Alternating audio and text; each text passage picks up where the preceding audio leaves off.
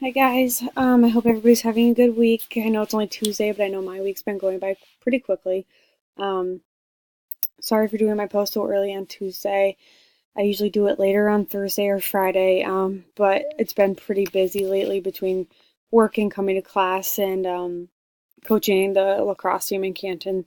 And our games are getting underway this week, so we have games the rest of the week. So I just wanted to make sure I was able to get this in. And my week is pretty repetitive this week, so I kind of have a good idea of what I need to talk about. So let's see. Just to recap on our day Friday, I don't think I talked to you about it before, but now that I've done it, we had that health and wellness expo and it was super awesome. I was actually sick in the morning, so I didn't get in there until about 9 because I really wasn't feeling well at all.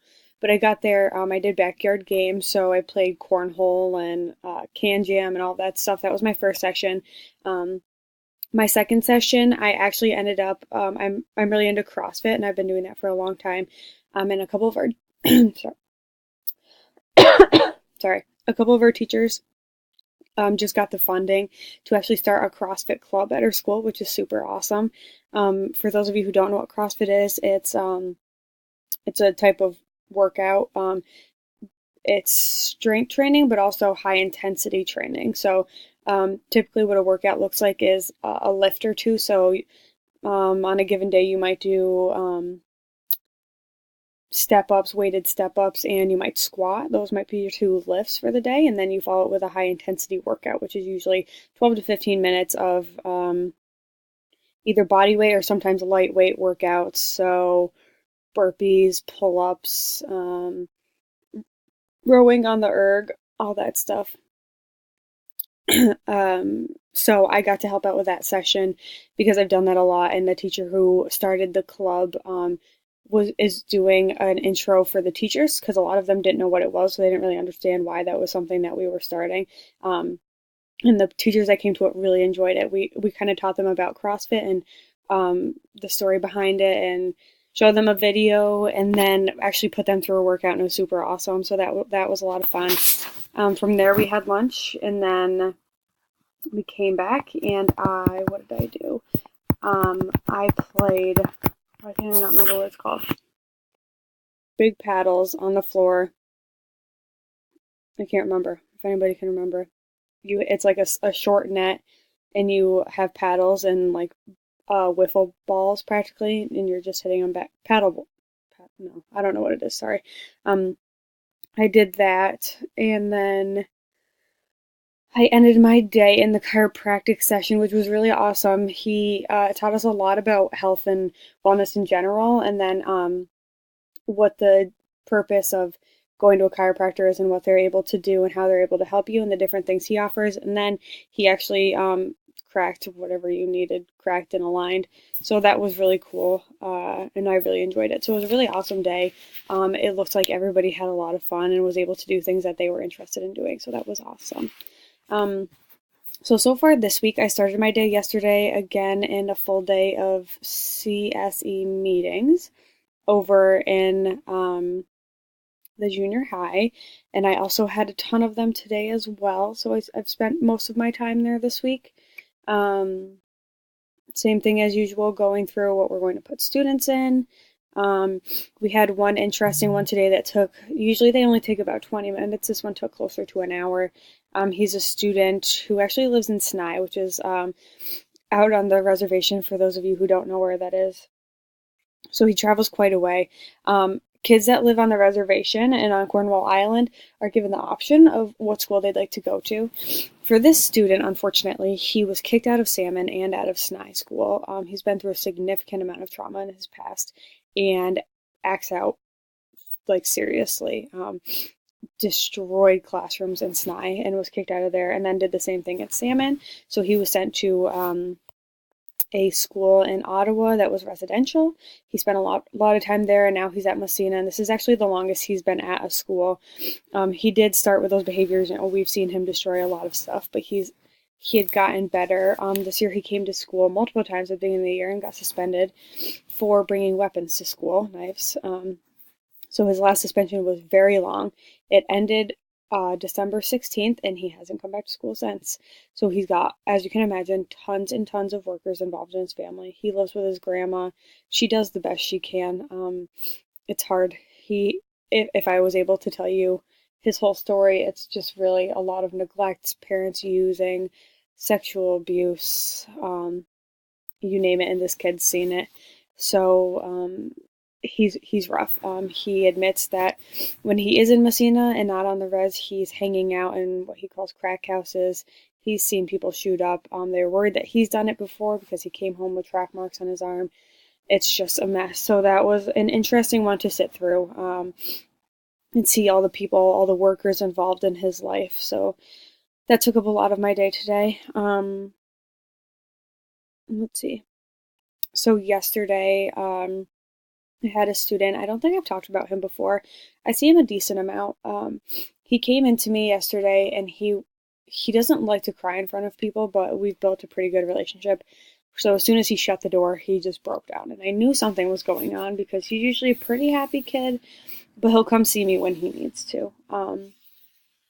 He finally was able to get out to me that on Sunday was the 1 year anniversary of his sister's death, who OD'd, obviously last year, and he was just a wreck. We were a little worried at one point because he wasn't saying much, but we were worried that he was suicidal as well. He just kept saying, "I want to be back with her," but it was a little, I don't know, it was hard to understand where he was getting at. So it was touch and go for a couple minutes, like, do we need to send him for an eval? There were multiple counselors involved in that because I wasn't comfortable making that decision on my own, just because I'm new to it all and I wanted to make sure I was doing the right thing.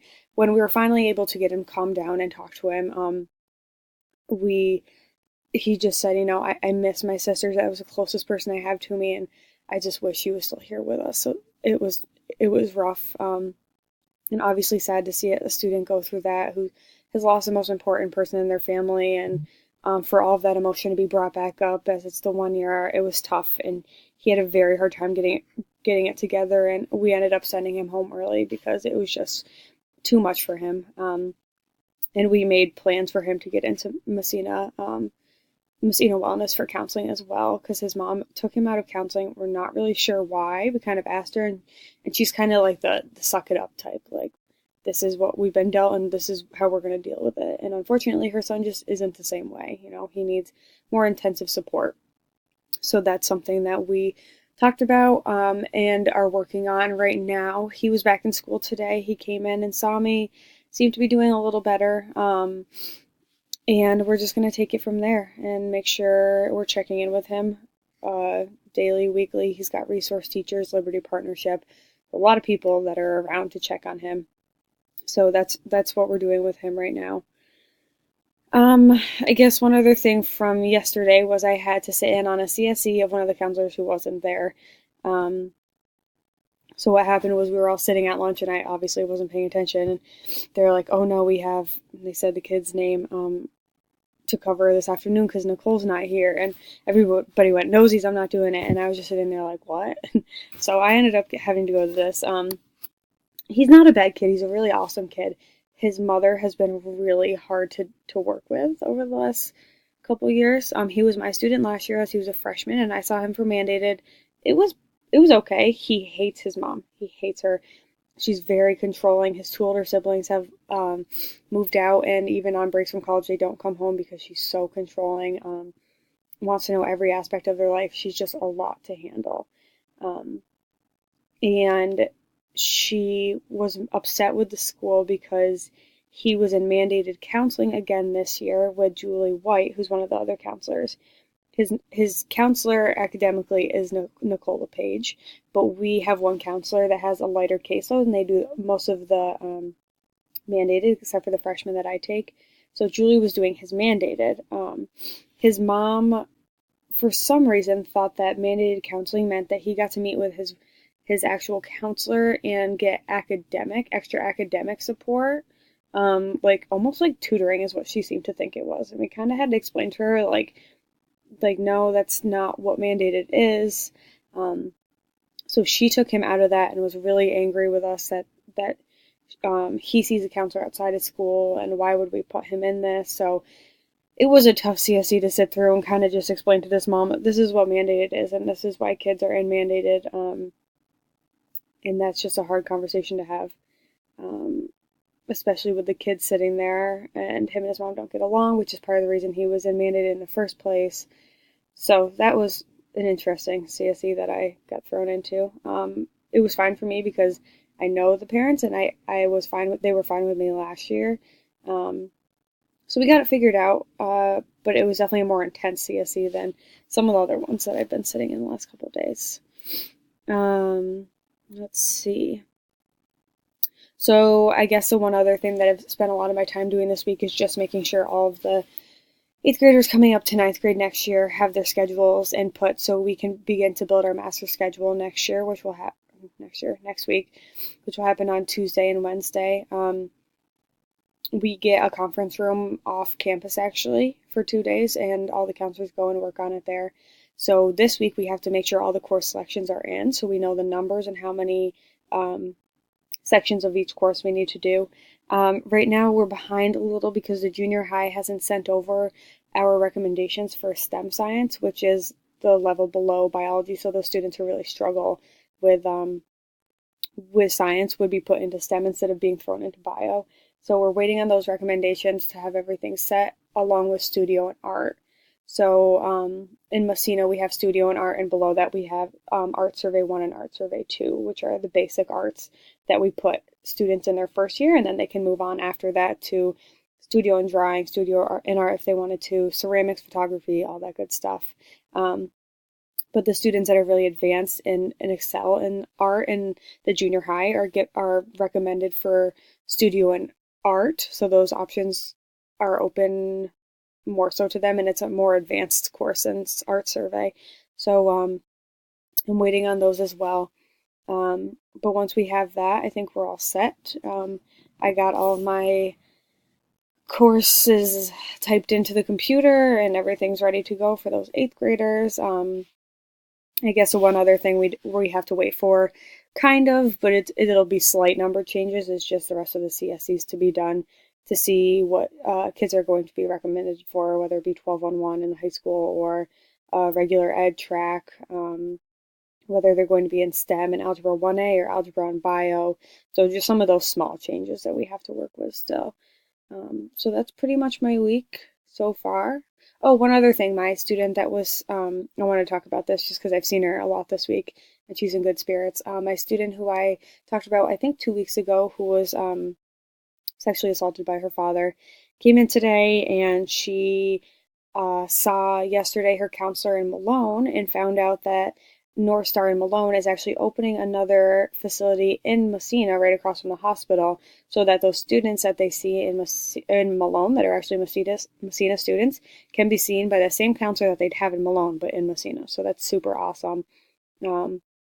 She's excited and looking forward to going back to her counselor next week. And she also met with Renewal House and seems to be doing really well. So those were some bonuses this week. So it's been a pretty good week. It's been busy, but hopefully the rest of it goes pretty smoothly. So I look forward to hearing about how everybody else's weeks go, and I hope you have a good week.